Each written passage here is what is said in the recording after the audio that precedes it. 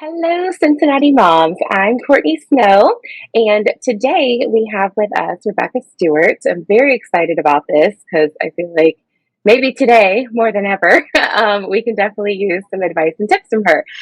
So she has actually been a financial advisor for over 2 years. She's with Northwestern Mutual, and she helps moms and parents like us help our financial dreams and goals. So, Rebecca, do you want to tell everybody a little bit about you? Absolutely. Thank you for having me, Courtney. I'm excited to be here and chat with many other busy moms in Cincinnati. I do work for Northwestern Mutual, been a financial advisor for about 2 years now, started my career out in Philadelphia and just moved back here to Cincinnati in April. But I am a UC grad. My husband is a UC grad. We've got two little ones, 8 and 3, that keep us busy as well. And just have a background in education and psychology, which actually correlates surprisingly well with finance because it's all about behaviors and discipline and habits when it comes to money and decision making. So just over the course of the last 2 years, been super passionate about helping young families, young professionals with helping to achieve some of those goals that they have with financial planning, whether it be a house or cars, insurance, investments, retirement planning, all those things kind of encompassed together. So excited to be here with you today and kind of share a couple little tidbits of some things that may help some of the mamas out there. Yes, yep, and I love that you were a local Cincy mom as well. My husband is a Bearcat grad, so to be Yeah, go excited about Cats. that. Yes, awesome. So I know for me, my daughter was a complete surprise. I was a single mom for the first 3.5 years. When I had her, I had no idea how I was going to take care of her, pay off debts. I was in an apartment. Um, it felt very overwhelming. I'm thankful that I had guidance, to the point where I was able to pay off everything and buy a house by the time she was 3, like before I met my husband, and start making those financial steps. And I feel like there's always things that you have to keep working on. What was your experience? Were you prepared at all when you became a parent? I was very similar to you as well. I had my kids very young. The first one while I was in college, the second one while I was doing my master's degree. And, luckily we had a friend of ours that actually introduced us to Northwestern Mutual early on. And so we were able to have that connection and that go-to person to answer some of those questions as they were arising, as she was getting older and then having the second baby, kind of what's to come there. But it was definitely a surprise for both. And it was just kind of figuring out using your village of people to help navigate, some of those major things that come about. Like you said, managing your debt, just new expenses, and just also kind of figuring out what's long term for you too of, you're just trying to manage day to day, but we're also trying to make sure that we're going to be good in the long term. So very similar to you, but definitely takes a lot of people and guidance to help you answer some of those questions that come about when you have babies. Yeah, yeah. And I feel like as the stages go on, you still need more advice and more Yeah. help and sometimes some redirection.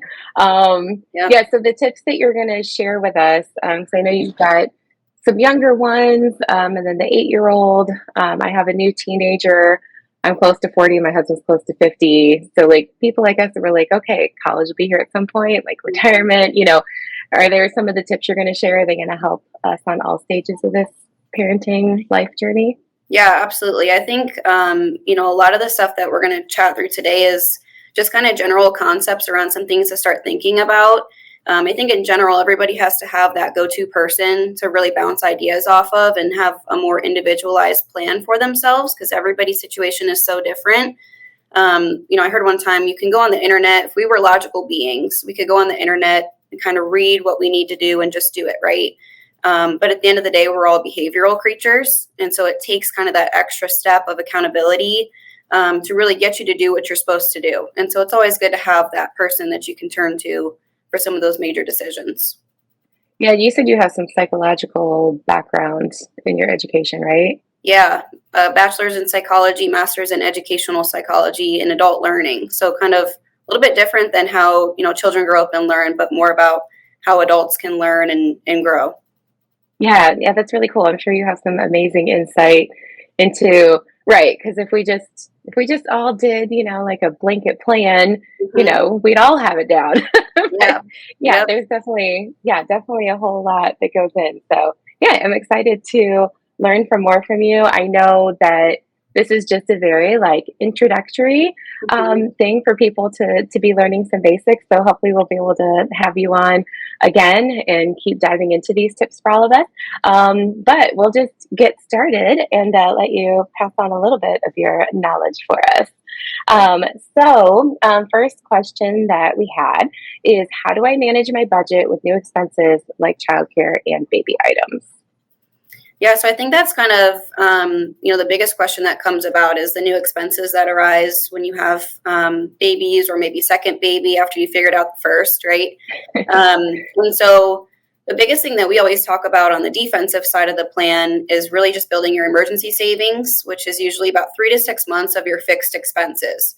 Now, figuring out your fixed expenses is kind of that first step into knowing what that number should be, which would start with a budget. And I feel like budget's kind of like a naughty word because nobody likes to hear that. So just thinking about it as your cash flow, what's coming in, what's going out, what am I spending every month? There's a lot of things that fluctuate month to month, but there's a lot of things that don't. And so kind of looking back at your statements and figuring out, what should be on your budget sheet and kind of where we can tweak if need be. It's never really a budget that we say, hey, you got to stop going to Starbucks every day. It's more of like, hey, let's still go to Starbucks, but let's pull back on a couple other things so we can make sure we're achieving some of these goals. So really just following like a 60-20-20 rule, 60% fixed expenses, 20% savings, 20% spending. It's kind of a good start to see how on track you are with that. If you're not a big spender, then you can put more towards savings. Simple as that. Awesome. Yeah, that Starbucks habit, I feel like, especially as a mom, an Oh yeah, we've espresso. all got it. We've all got it. One's sitting right next to me. So Yes, at least my about to be teenager, she told me a few months ago, she was like, when I can get my first job, I think I'll work at Starbucks so I can make sure to get you free coffee. And I was like, oh, you do oh, love me. she's gonna build up all your stars for you. Yes, there we go. So I don't know if she'll actually follow through with that, but at least right now she's still thinking about me and That's my so coffee sweet. needs. Okay, great tips. So how do I save for myself and my new child? Yeah, so I think this goes along with, if you've ever been on an airplane and they talk about the safety rules and things like that, and they say, if worst case scenario, oxygen mask comes down, put it on yourself before you put it on anybody else. I think that's kind of a good thing to think about as a mom. We're always thinking about others, taking care of others first. But at the end of the day, we got to make sure that we're taking care of and prioritizing ourselves. So, really just figuring out savings wise, is it a short term goal? Is it a long term goal? And then really talking to your advisor about what type of accounts make the most sense, depending on what that is. Short term goals might be more like needing a new car or wanting to go on vacation next summer. Long term would be more like the kids' education or an investment property.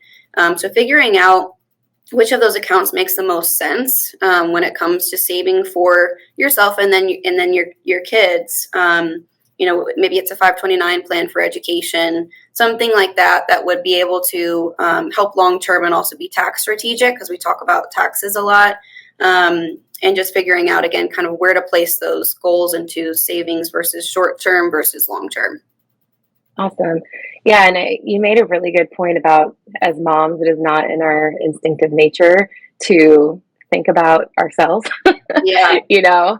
So, yeah, just when you think about like wellness overall, whether that's mental, your health, but also financial health, Yeah. I think it's a really key thing to make sure that we are practicing self-care on. So I'm really glad that you brought that up.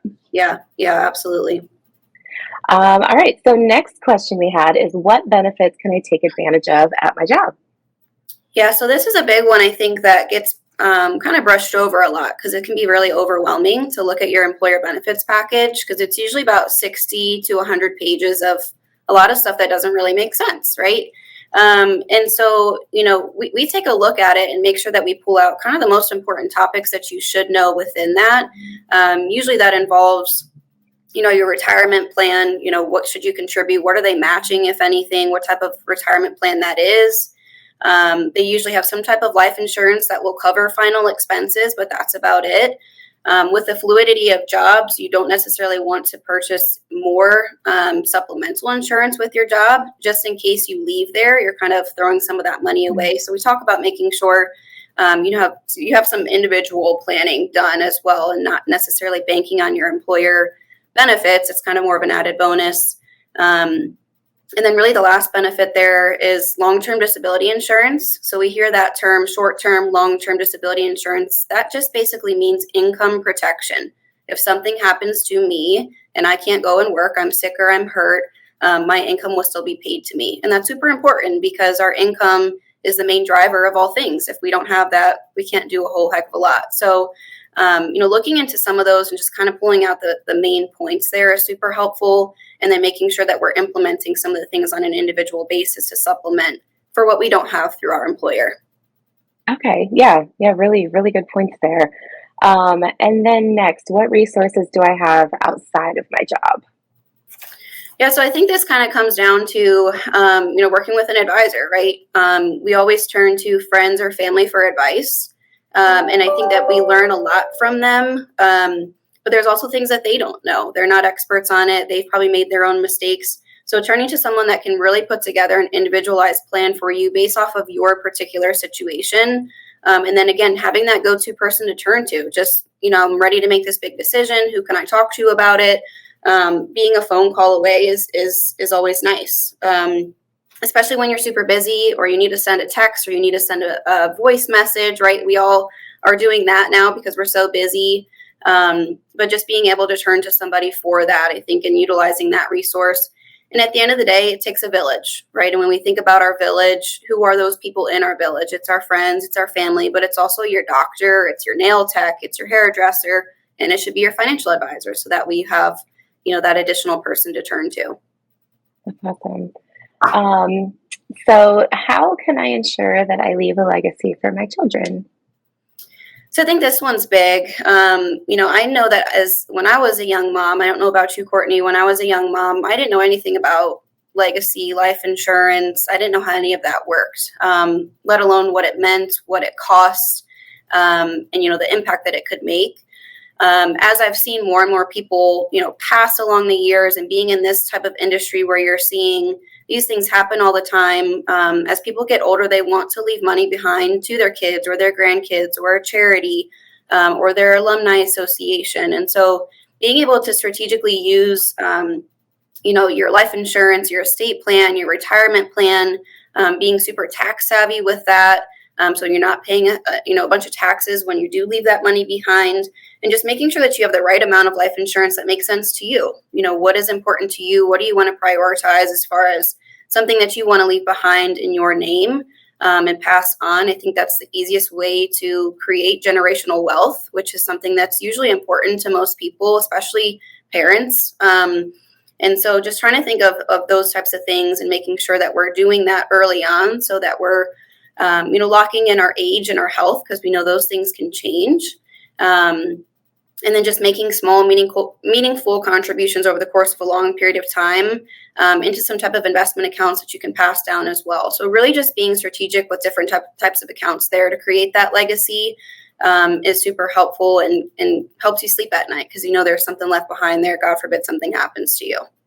Yeah, absolutely. And I feel like even with the financial mentors I've tried to surround myself with, and I had some banking and credit union experience in the past, I have been realizing even before meeting you and connecting with Northwestern Mutual that I feel like it's important to have somebody that's helping guide it, especially as busy parents and moms. There's so many things that are on your head that trying to stay on track of all those little things. And I think just as you get older, you start to think about more things.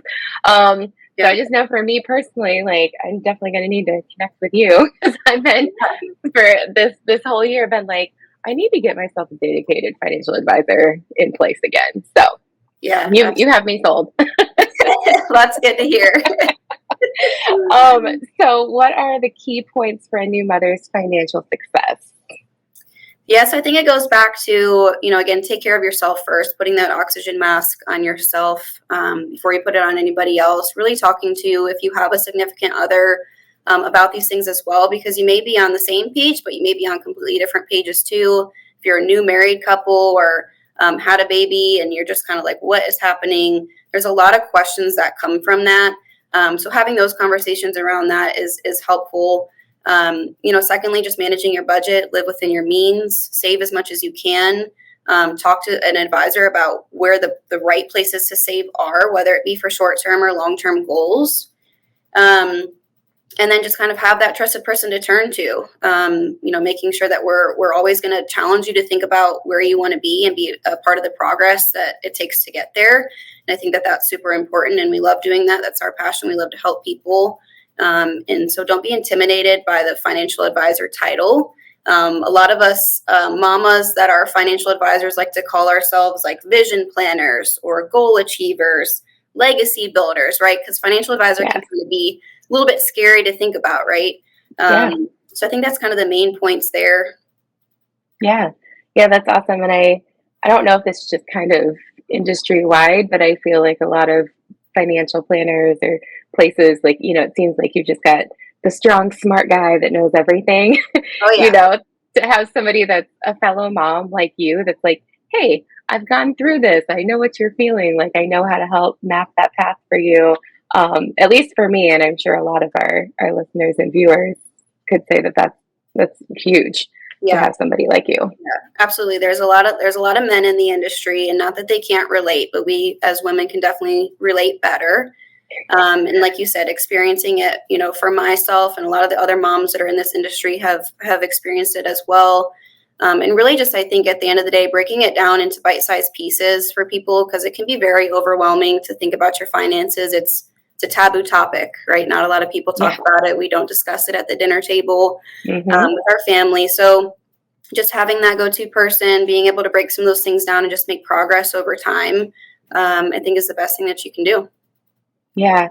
I could definitely tell you or someone like you, Northwestern Mutual, to like how that is part of our village is really, really important. So this has been some amazing tips. But where can our listeners go for more information? Yeah, so like I said, we are affiliated with Northwestern Mutual, so you can go to nm.com, or you can reach myself on my cell number, which is 330-998-0141.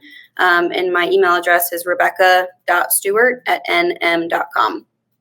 Awesome. Well, yeah, we will make sure for anybody that's listening or viewing, we will make sure to put all of that down in there. And then would welcome any comments that people have with questions or ideas, and would definitely recommend that you get in touch with Rebecca.